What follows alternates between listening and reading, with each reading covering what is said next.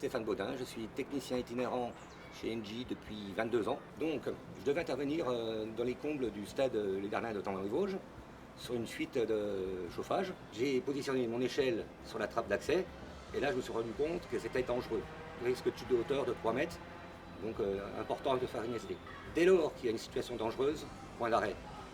Alors je suis Éric Belair, je suis responsable de site pour le contrat Unistra. Alors j'ai été informé de cette situation dangereuse lorsque Vontron, mon sous-traitant en maintenance clos et couvert pour les toitures de l'Unistra, m'a envoyé un mail m'indiquant l'impossibilité d'accéder à des toitures intermédiaires à ce bâtiment. Alors à la réception de la remontée de situation dangereuse de mon sous-traitant, je lui ai immédiatement répondu qu'effectivement il ne fallait pas intervenir.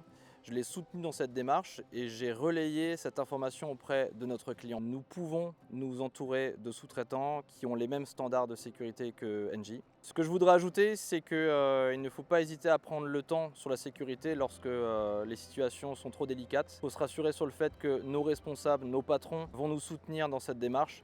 Personne ne nous demande de bâcler un travail et éventuellement prendre un risque.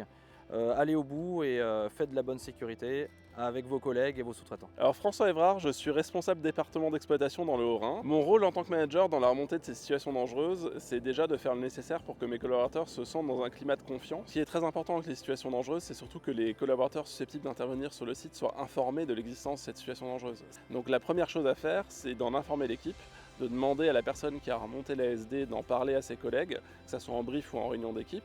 Idéalement de prévenir également les sous-traitants ou les tiers qui pourraient être amenés à intervenir sur site.